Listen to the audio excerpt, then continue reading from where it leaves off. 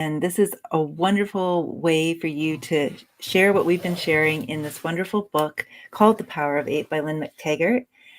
I'll be your co-host today along with Jennifer Smith, and we're going to be sharing chapter 2 today, which is all about the first global experiments.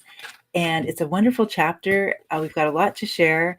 And we're also going to stay tuned, because if you're watching us live in the chat, you have an opportunity to share as well. We'd love to hear from you about your experiences with healing modalities and even your miracle moments over this past week. So stay tuned for that. And Jennifer, you ready to get started? I sure am. So this very first part of this chapter is really interesting because, and I'm always looking at my notes here, because there's these chapters I find are just so dense with incredible, rich information. And for those of you who are just joining us this show, I encourage you to go back and watch our first and second episode of The Power of Eight, because we sort of offered a little bit of context. And if you're joining us today, that's wonderful too. We're so happy that you're here.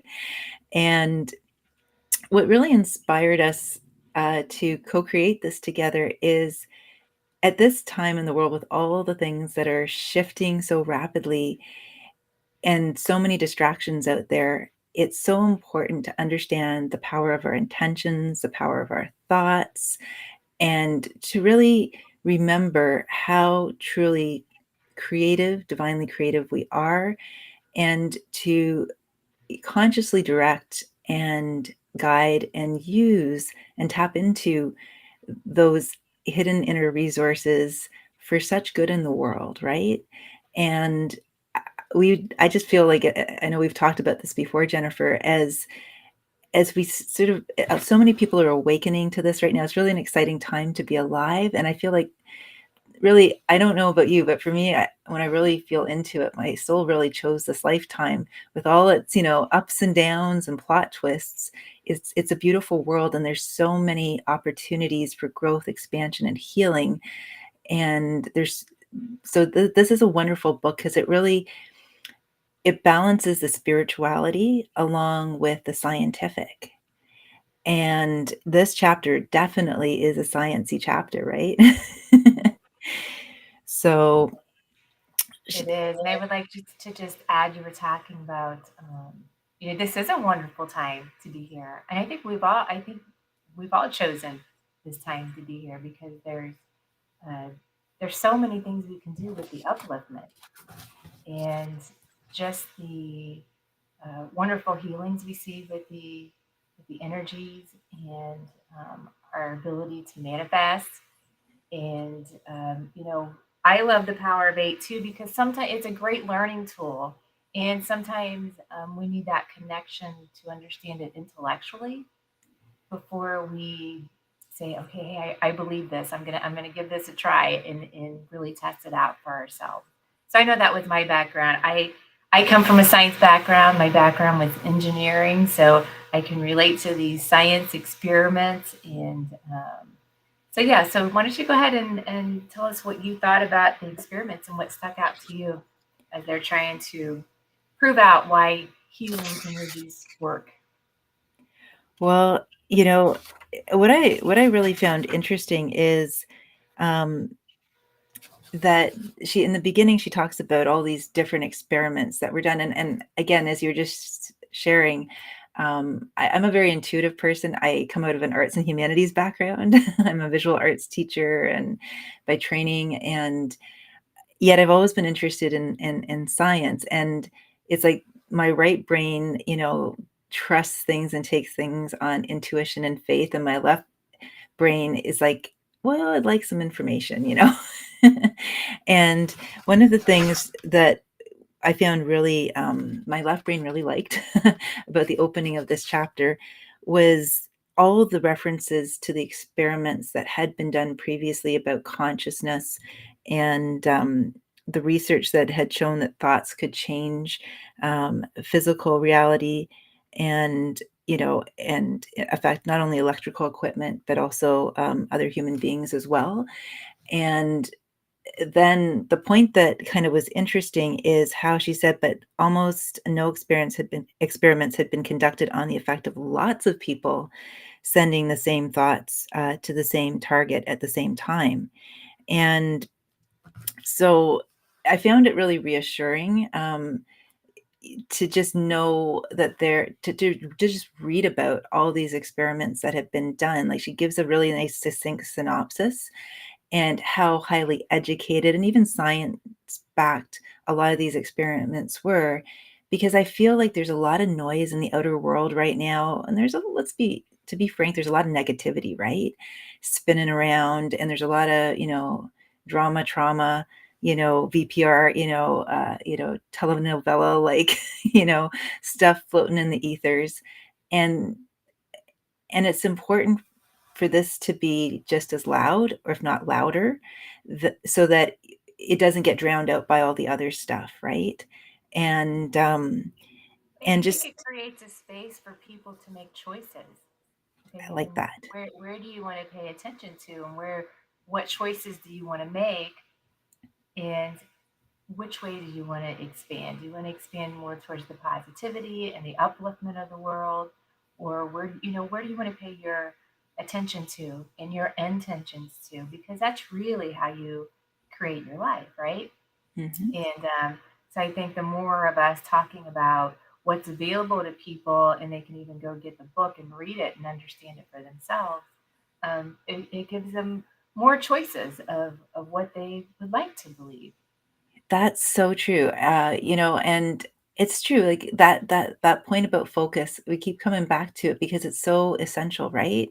It's that gap or gain, right? Are we looking at what we don't have or what we wish would be there that's somehow missing? Or are we focusing on, you know, um, where we're moving towards, where we are right now in the present moment? And just, is that a match for where, our heart is leading us? And also, it's important to take stock of what has happened before. And I feel like that's what she's doing in the beginning of the chapter. She's setting up the context for her own experiments by looking at the forerunners, like the precursor experiments, and how they laid some groundwork, and how they made wonderful strides in terms of shifting, um, awareness, and offering what you're saying, that power of choice to people, right?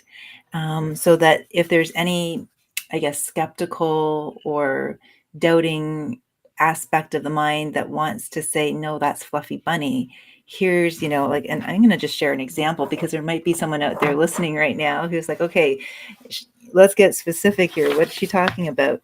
So, um, there are a couple that stood out for me. One was the late William Browd, a psychologist and the research director of the Mind Science Foundation in San Antonio, Texas, and later the Institute of Transpersonal Psychology. He conducted a large body of research showing that thoughts can affect the movement of animals and have powerful effects on the autonomic nervous system, which is the fight or flight mechanisms and states of stress of human beings. And then um, she goes on to share about how during the AIDS epidemic in the 1980s, the late Dr. Elizabeth Targ devised an ingenious, highly controlled pair of studies in which some 40 remote healers across the United States were shown to improve the health and survival of terminal AIDS patients just by sending healing thoughts, even though the healers had never met or been in contact with their patients. And that is, just really, powerful. And then for people who are like, well, who are these people doing these studies, right? Um, the very first one she mentions is Dean Emeritus of the Princeton University School of Engineering, Robert Jan, and his colleague, psychologist Brenda Dunn, who ran the Princeton Engineering Anomalies Pair Research Laboratory, and had spent 30 years painstakingly amassing some of the most convincing evidence about the power of directed thoughts to affect electronic machinery. So, every time we have those moments with our computers when they're kind of like doing wonky things, you know, again, the things that seem separate from us are affected by our energy field. So I know we joke about that when, say we're in Mercury retrograde, things are going wonky, but it's because we're actually going into this opportunity to rebirth and revisit and reflect and revise, our own belief system. So, when those things happen, again, how we look at it, I'm just thinking of this practical example because a lot of people, joke now. It's become pretty mainstream about Mercury retrograde. You know, Applying this to our own lives is just, instead of saying, oh, darn, it's Mercury retrograde, my computer's not working, it's more like, oh, my computer is giving me powerful feedback. What am I focusing on? And also knowing that it's coming up for healing. So if it's no longer like something that brings you joy, peace, or love, wonderful. Let's let it go. We don't need it anymore. Did we get the learning from it? Did we get the ahas from it? Gain the insight from it? Wonderful. Let's celebrate that gain and move forward wiser with a richer lived experience and awareness. Jennifer, what stood out for you in this chapter? There's probably lots of things, right? You mentioned the science, the scientific research. So this was done under developing a hypothesis, testing it, using controls, using statistical significance. So all from how the academia believe that scientific research should be done. What stuck out to me, I had points on what you said, but also um, it would be the last one that really stuck out to me.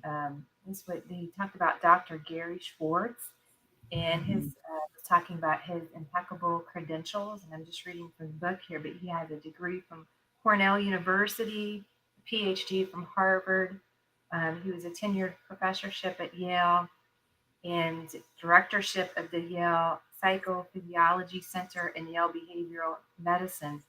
But he was feeling very restricted um, by the fusty world of East Coast academia and left it for the open spaces and open mindedness of the University of Arizona. So I love that part where he would, I think sometimes this happens in academia where they're like, wait a minute, there's more to this than just the scientific research that we can do. And I love that, we're trying to, people are trying to prove this out scientifically of how healing works, because I think that gives uh, some people some good feels about, yeah, this is real if they haven't tried it yet. And it helps us to maybe connect intellectually what it is, but we exist on multiple planes of existence. So once we understand it intellectually, and we can kind of say, okay, I understand this. Let me look into this a little bit more and try it out for myself, because that's the path I went. And whenever I was studying about this, and I related it more back to, okay, energy, spirituality, how does this really work? And related it back to all my experiences in the corporate world with electric motors and things like that. And it started to make sense in my intellectual mind, like, okay, this could be a possibility, until I just convinced myself, yeah, I'm going to give it a try. I'm going to try. I'm going to experiment myself to see if this is real. So that's, I can see where people can be led down that path. And it's a wonderful path to go. Yeah, I think it's such a common path. Like to some degree, even though like I didn't come out of a science background, if reflecting myself, I think I came through a similar, pathway of questioning and wanting to understand. I know when I was first studying Reiki, I was reading about the liquid crystals in the blood, quartz crystals in the blood, and the law of entrainment, and it was reassuring to the mind, a form, even if another part of me was like, yes, this is resonating, then there was the sort of the mind wanting to play catch up a little bit and have that reassurance that what my intuitive hits were sharing with me kind of matched.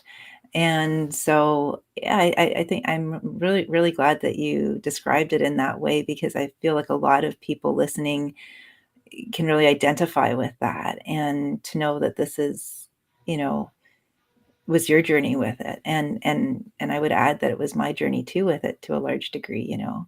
Mhm. So I love that you mentioned uh, Gary Schwartz, because I know when I was working on a book that I was writing years ago, that's when I literally had like a whole chapter on a right-brained approach and a left-brained approach to the chakra system, and I referenced his work because I found it so interesting.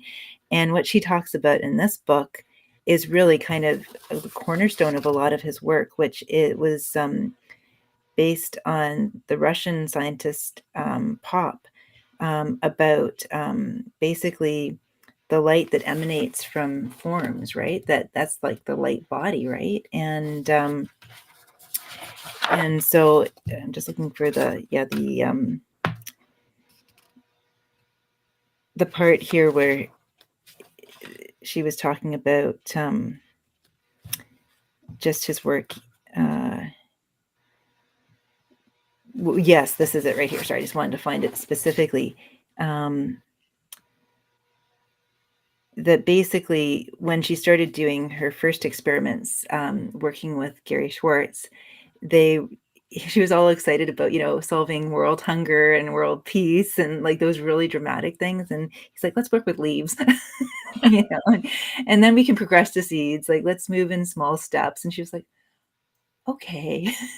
It felt like, you know, from the way you're all excited and pumped up, you know, because that's the beautiful thing. You see the possibilities in all of this work, right? It's exciting, and it restores a lot of hope too, which I think is one of the reasons why I think we were both drawn to this book, if I may be so bold as to, I don't want to speak for you, but just because hope is quintessential right now, and it goes even beyond hope, and you can call it faith, whatever you call it. It's just seeing beyond what seems to be most real, and trusting that there's more than what the eye is sometimes revealing to us, right?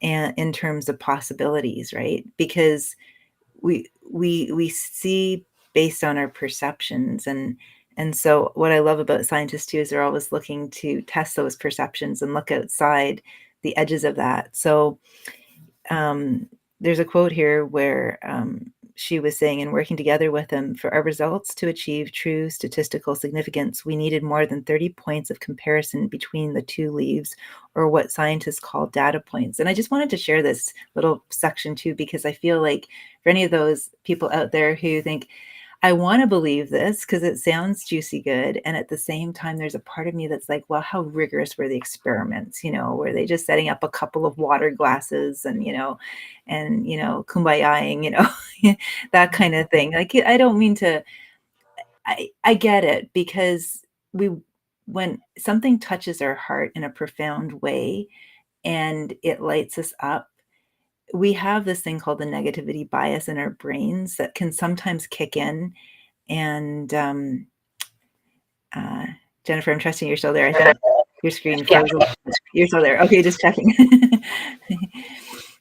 So that's what I like about what she's sharing here, is that I want to share this with everyone right now, because I think it's, again, building on what we've already been sharing. And it goes on to say that she goes on to say that managing that and even a rudimentary experiment like ours would nevertheless require a painstaking 50-step protocol followed by Gary's young lab technician, Mark Boccuzzi. Mark would select 2 geranium leaves, identical in size and number of light emissions, and then puncture each leaf 16 times in a 1.6 inch by 1.6 inch grid, a process that would take several hours of preparation. The plan was for Mark to place both leaves under his digital cameras, send the images to Peter, our first intention experiment webmaster, and then stand by waiting for the signal that our group intention was finished, at which point he would use the CCD camera to photograph each leaf.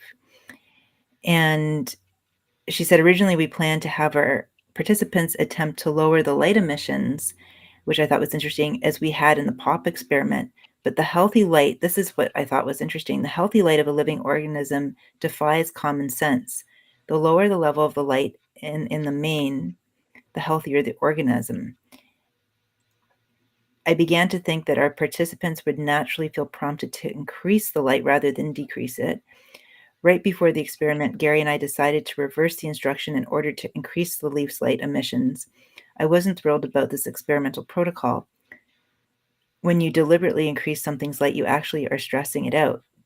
So essentially, our entire experiment was to be an exercise in, you know, um, you know, kind of she felt like it was injuring a living thing, even if it was just one leaf about to drop off a plant. Um, but it's really interesting how, you know, the amount of thought and attention and detail that went into these experiments, and how basically, you know, it just because, like, maybe I should have backed up a little bit about the pop experiment. I don't know if you want to add anything there. I was looking for that part earlier, and I think I jumped ahead to this part, but it's just about how there's literally this light field around organisms, and that's what Pop first discovered. I think when he was doing research for cancer, that there's this light emission that can be measured with sensitive measuring devices, and Yeah. that opened up a lot of possibilities, and then um, a lot of it became widely accepted actually by I scientists. think science has proved out quite a bit to help people. Even Kirlian photography that was developed from Russia, also, right? That was that in the 50s when that came out? It's been a long time, but that was showing that that we are emitting energy. You could see the energy around people, around plants, around animals, really around any living thing. So science has been able to help prove that some of the things we're saying are indeed true. Um, I think it's going to be a while before they can prove everything out. Be great if they could, but I feel like that they are making some strides. I always feel like science is always going to lag behind spirituality and belief. Always. That's what I think. That's what I have seen. So Yeah. I go through these, and I like the sciencey background. And as I'm reading the chapter, I read it last night again, and I thought, wouldn't it just be because you see how much it costs for these scientific experiments? They have to get grants for $1.8 million to do all of this research, to conduct it correctly based on science, what academia thinks is is science, significantly with statistical significance. And I thought, wow, wouldn't it be easier if we just believed and tried it? Then I you would was know for yourself that it's true. I was Like just I thinking did. I was just thinking the same thing, Jennifer, as you were speaking. I was like, why don't we just trust? Yeah. Like, why do we need all this evidence? And and this is, I'm glad you said that. Thank you for voicing that, because, and it's not to discount all of the wonderful science and data that that's in this book, and that that's out there, because like we were sharing earlier, it is reassuring to the mind. And at the same time, with so many you know um I'm going to call them challenges in the world, because they definitely present as challenges, especially in the face of still bridging, I'm going to call it a gap between who we identify as being and who we truly are, right? Mhm. And so when faced with um, you know a, a so-called challenge, the sort of the mindset and the thought process, because it usually for a lot of people is a thought process first. Before, sometimes it's an emotional reaction too. It can be go one or both ways, and the two are related. And also to just, but to see it also as an opportunity. And I mean, this is something that in my own journey, I mean, I have many of, like all of us, we all have many opportunities to practice. I definitely have. And recently too, I I think I shared on the call last week that I had a really intense energetic experience with a communication that went wonky and haywire.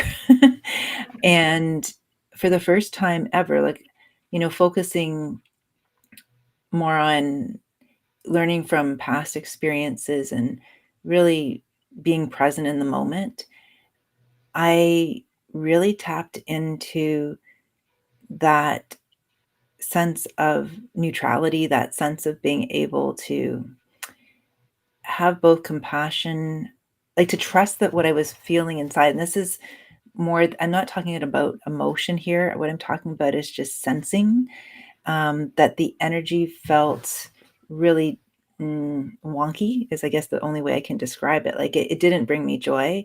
If anything, I could, because you were mentioning earlier too, like we're so multifaceted. We have like this multidimensional awareness. We're not just physical think bots, like, we have, it's having all of these dimensions of self online, and becoming aware of and practicing as well how to live and tap into them in these daily everyday moments. And it was like noticing that there was a part of me that was like, oh my gosh, what's going on here, and a little bit fearful, a little bit, like taken aback. And then another part of me that was um you know feeling some tension in my body, so as a physical, emotionally feeling shocked, and then the spiritual, you know, wanting to like make a meaning out of it, while I kind of just stayed neutral and noticed that. I know it sounds like, I mean, just as I'm sharing it right now, I'm sure there's someone out there going, "Oh, really? Come on. You noticed all of that in the moment while you were being hit with some really strong, intense energy and in the form of communication from another human being over the phone." And I can honestly say, yes, this is why I'm sharing it, because it's been many years of practice, many years of getting out of my own way, and that mind that just needed to understand everything, and just going beyond just the thinking my way through things and moving it into an embodied presence, awareness, sense, and noticing all those different facets of self, and then choosing to stay in that place of neutrality, which allowed me to respond from a centered, grounded place with saying, well, just something instinctually knew that if someone's coming at me like this, it's not about me, and this person is suffering and struggling. And I have compassion, not judgment for them. And I also have compassion for myself, because this is a strong energy coming at me that I wasn't expecting. And it's okay that there's little wobbles inside of me too. And I'm going to be okay. I'm going to trust that everything's going to be okay, and that this is an opportunity to grow, not an opportunity to hook into more fear or anger or hurt or something along those lines, like a lower frequency energy. And I really saw that moment as an opportunity to practice, to lived practice, not just on the meditation cushion when everything's like hunky dory, but like in the heat of the moment. And I'm so grateful that everything up until now, all the times I've backslid and, Mhm. kind of gotten there and then pulled the carpet out from underneath my feet in the attempt to get to that place, it was all preparing me for that now moment. And I just share that because I feel like everything in this book about the power of 8 and the power of focus and intention, that she's, especially in this chapter, that she's kind of laying that context for, is to really help us to understand that some of the most simple practices are the most profound. And I think it's our mind that overcomplicates things. Yeah. And to explain a little bit, like whenever you're going through the energies, it's more of, we talk a lot of, I talk a lot about mindset, because that really goes into the spirituality. You'll hear people say, your divine mastery presence, really staying in that presence. And so in your situation last week, where someone had this emotional outburst, right, towards you, um, and if that has happened, I'm sure to all of us at some point, you can allow that energy, that emotional outburst that's coming towards you, you can you can let it affect you if you allow it to. But if you have a really strong mindset and you can stay in the presence, like what you were talking about, then it can have like little effect on you. So it's really how are we going to let other people affect us? Are we going to stay in our presence and not take on that energy, or So I think that's a good illustration of what people may go through. I just wanted to explain it a little bit more with different words so people could understand, what we were talking about. And also, I wanted to switch to like uh, another. And I look at this energy a little bit differently, but in the experiments, they used some different tools or symbols from Reiki. Yes, yeah. I'm glad you brought that up. Yeah. So they used one of the symbols, which was called the chokore, which comes from a Reiki symbol, but that's a power symbol. And they felt like whenever they did that chant and they used it, and the author didn't even realize exactly what it was at the time. I don't think that it was really powerful to get that good energy moving. Yeah, I think she just thought they were playing relaxing music. Mhm. And it was a Jonathan Goldman CD from his Reiki chants. And what I love about what you just shared is that this is where it's actually a really beautiful illustration of just if she knew without being aware that she knew, right? That that was the perfect piece of music for her experiment. She didn't understand it at the time. She didn't understand what it was. And yet, look at how mm, perfectly it aligned with the intention of the experiment, which was to amplify the power of the intentions. Mhm. And so you can't make this stuff up. And I think those are the moments where you just have to stand back and see there's an elegance to the universe and an elegance to and smile at ourselves, just lovingly sort of, grin and smile at ourselves and say, well, it was in there all along. You knew that was the perfect music. You didn't understand it, and something guided you to choose it.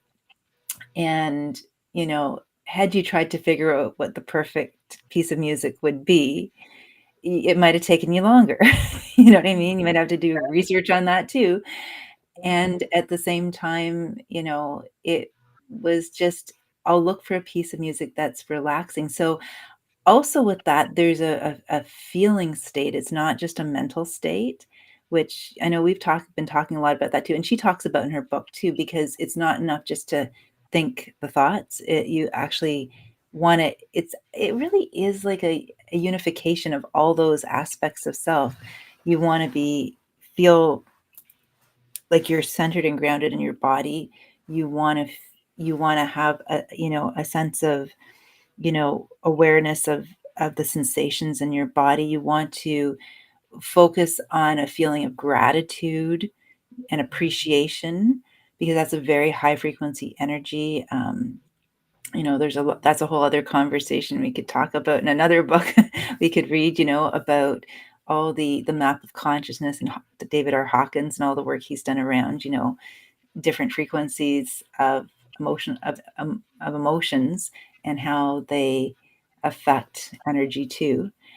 Um, and then the trust, the leap of faith, the trust, the surrendering, the need to know, and just being present, which is also part of the intention experiments, and the sort of the quieting the mind, the all the you know the editorializing and the questioning, and and just, yeah, just having it. It's almost like I use this analogy sometimes. I'm not in the corporate world, so I don't know why I use this analogy, but maybe you can relate to it better because you were in the corporate world, right? But it's like sitting around. I guess we've had meetings and teaching too, right? I've been on committees, but like that boardroom meeting where it's like everyone's on the same page and everyone's working together in harmony, as opposed to some people are, you know, focused on the, whatever's being discussed, and other people are distracted, and other people are just no people and other people are yes people. It's getting everything to flow and harmonize and like everyone to work together really well. Mhm. That's what it's Yeah. like inside of us, right? When she's doing these intention experiments, right? Yeah, and I think the intention experiments is quieting the mind that helps you get that connection to source, which helps with that energy to pull through because energy comes through us and out us. That's what we're filming with Kirlian photography, with the light emissions, um, with with all these scientific things. And the quieting of the mind just allows that to for that connection to happen. And then the feeling, the gratitude and appreciation, which are really high frequency. And also, I think just really um, taking those intentions and kind of allowing it to flow through the heart area. And you just flow it out to the heart area with that intention. I was watching Gaia TV this weekend. I don't hardly ever watch TV, but I kept that subscription because there's a lot of good information on there. So people want to learn. There's all sorts of learning things there, right? All sorts of things. I was watching, and they were talking about scientific experiments there too. I think the one I was watching was about channeling, and of course, there was a lot of people from academia that went over to channeling, but they were talking about the field of the heart and how it can be measured. That field it can stand out 3 feet or more. It's just I think the equipment can only measure out 3 feet because it could be really large. And then our brain area is just like an inch around is where they can feel it. So it really shows where the true power comes from, and that's from our heart center area. Yeah. And I think there's even, it's interesting. I did a training with the Institute of Heart Math, a building personal resiliency mentorship with them. And even prior to that, I was always interested in the Institute of Heart Math. They're another great foundation. They have a lot of, even short videos you can watch. I love Gaia TV too. And it just made me think of it because they talk about the heart, the electromagnetic field of the heart. I believe it's 5,000 times stronger than that of the brain. And that they talk a lot about in the program that I was training in, heart brain coherence. And so really it is because if we're in a coherent state, that's what you're talking about with the channeling and the receiving Mm-hmm. the divine guidance and being connected to an expanded source of information in the form of energy and impressions. And that is because we've got two major systems that inform a lot of other bodily systems in harmonious conversation. It's not the head dominating one other, like the heart, or it's this cooperation, this unification of these two systems. And so it's powerful stuff, right? Like You can feel that. You can feel that coherence, right? Whenever yes. you. Mhm.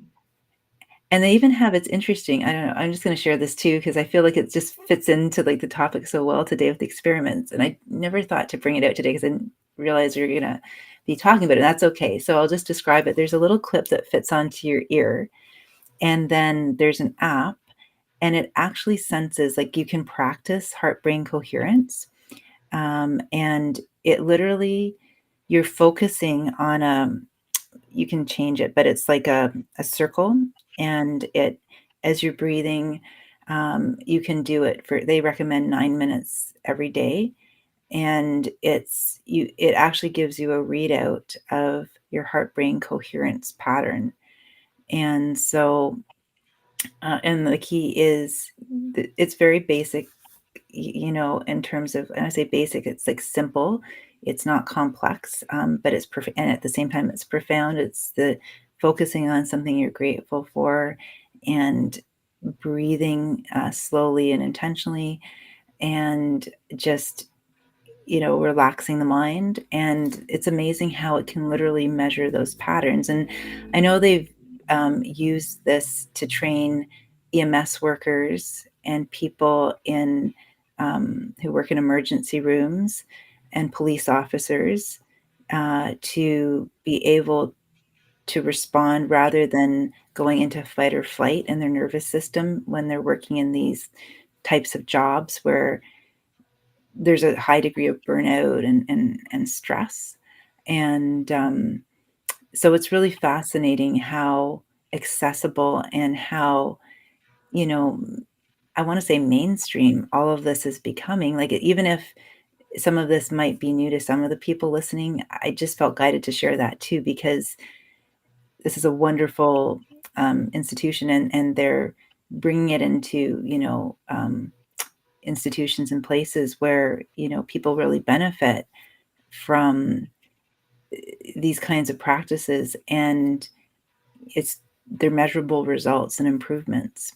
And they talk about moving to new set points, right? So if you practice for a certain period of time, then over time the set point shifts, and you can be faced with the same trigger or the same circumstance or situation, like maybe say arresting someone or something like that, and be able to stay in that zone of responsiveness rather than going into fight or flight. And it has to do with your nervous system and how it responds to stressful situations. So Wow, I didn't realize all that. But I mean, to me, that seems like it's putting people in this helping them with the response rather than the reaction. And that calm response is actually going to be much better energy for the situation than a reactive response. exactly. And even, on a a tangent that's related, something that just popped into my mind right now, I feel guided to share with everyone during our discussion, is something that I've looked into too, because as a classroom teacher, right, working with high school students, and also I've worked with students who have safety plans, who have a history of behavioral challenges, and, you know, that there's something called neuroception, where it's when you're working, it applies really. I think, I think that the term attunement, right? When we talk about, as a Reiki master, passing an attunement Mhm. to someone who's gaining one of their degrees, or receiving attunement ourselves in our process of gaining our degrees, it's on a scientific level, we call it neuroception, because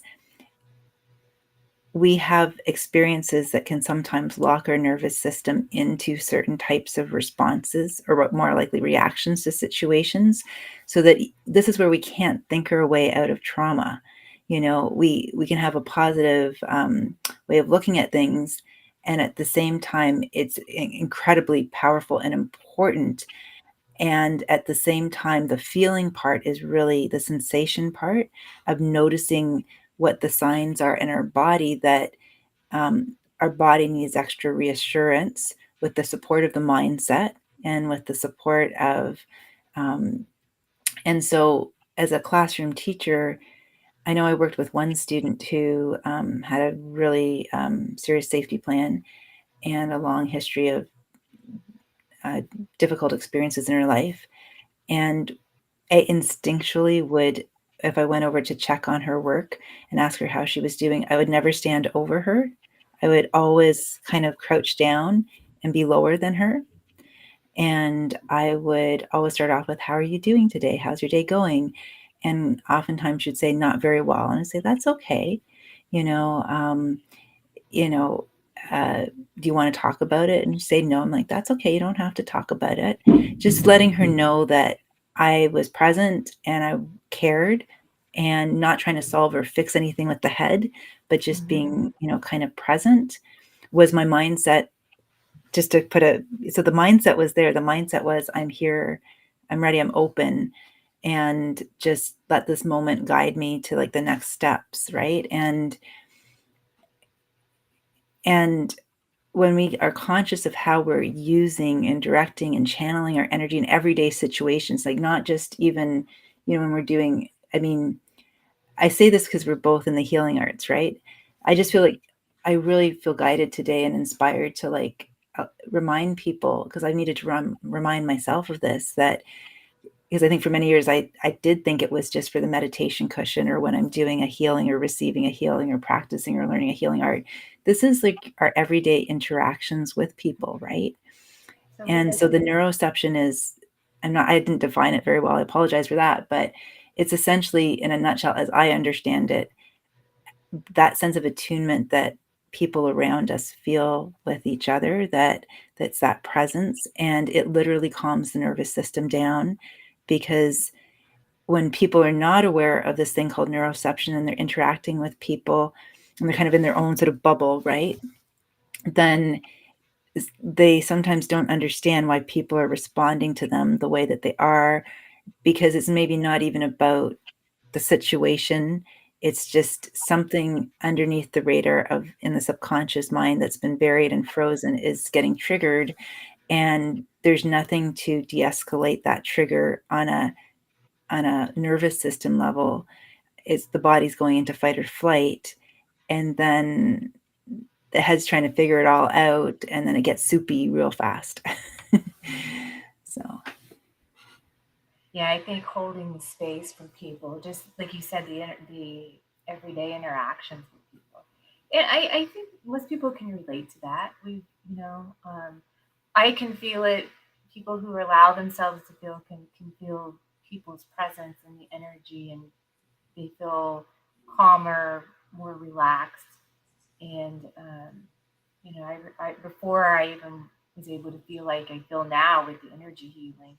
I mean, there's been instances like you have a person that just feels good to be around them. If it's an aunt or a grandma, they probably have exude this good energy and just holding space for you. So I think most people can relate to things like that.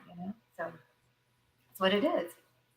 yeah, and you know what just popped into my mind too is it's true, because again, I like the idea of that we're demystifying it for people a little bit. If I mean, for some people, maybe they already get this, but if it's something that, is calling you here, maybe there's a part of you that, just demystifying it, because going back to like the early experiments in the chapter about how our thoughts affect, human beings and equipment, it's, even just like you said, being around people who are sending us, goodwill, thinking positive thoughts about us. I think sometimes what happens is people can forget, because our thoughts inside our head, well, nobody can hear what I'm really thinking. But they can feel it, right? They can Oh feel yeah, it.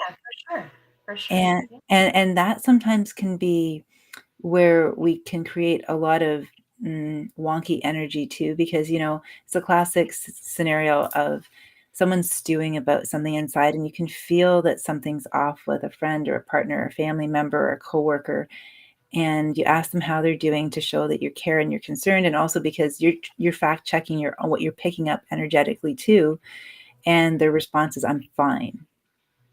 Everything's okay. I'm fine." And it's basically they don't want to talk about it, but it's going on, and you just feel kind of uncomfortable around them, or you feel something's off, and it's kind of can feel very confusing, right? If also you get into that pattern of wanting to figure it out also, right? Because Yes. that that's where I feel like all of this kind of comes full circle, right? Because, when we're not aware of how we're using our energy, or we think no one, sticks and stones might break my bones, but words will never hurt me. And the thoughts I think about, you know, anything, including other people in my life, won't affect them. It actually does. And it also affects us, because it affects how we see the world. It affects how, you know, how our own nervous system, reacts to situations and makes assumptions. And then there's a ripple effect in that way. Why not flip it around? Because she was sharing in the experiments too, when people are sending a target healing, that they're actually receiving a healing themselves. And, I know that from when you're doing Reiki also. Yeah, I would like to say that I think the what affects us the most is our own thoughts to ourselves. I think that is the number one effect on our lives. So, can other people pick up on our thoughts? Yeah, but like I don't believe that someone else's thoughts about me can do any harm to me. And maybe that's because I built my positive mindset. But my own thoughts, that's people's own thoughts to themselves, that inner dialogue, I think is so important because that's what's going to affect you the most. That's what's going to, I had to tell this story as, before I really started understanding this, and we always have more and more to learn, right? But I remember going to an event with people who were psychic, so they were very in tune with everything. So that really puts you in a different perspective, like walking into a room where everybody will be able to pick up on your thoughts. Think about, I really think people are getting more uplifted and uplifted, and that's the point we're going to be at someday. So um, I don't know. I always think about that. Like, people can read my thoughts if they want to. I'm okay with that, you know, because you work yourself up into a mindset to just be positive. So, Yeah. Well, and the other thing too is like, I completely agree with you. Like when what I guess just to clarify what I meant about it is just like when you walk into a room and you feel something's off and someone's not clear with you, right? And I mean, you again, we can all decide what we do with that. I'm just in my own experience now, I look at it very differently. I notice I see this drama, especially because I teach high school. So and so is thinking something about me. You know what I mean? And it's if we're not you know wanting to talk about it, but we're sending people not very. That's why conversely, if you're around, like I say, a grandmother or someone like that, and you're not identifying as a healer per se, but they're just sending love, they care, there's no anger being sent or whatever, then that person just feels really good to be around. So it's not that necessarily from a psychic point of view that we're able to read every single person's thoughts. And I feel like I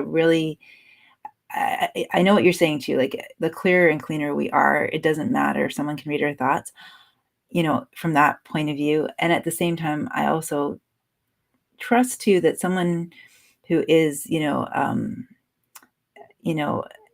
an intuitive, a psychic with integrity, first of all, doesn't want to go around and read everyone's thoughts because that would be invasive and that would be a boundary violation.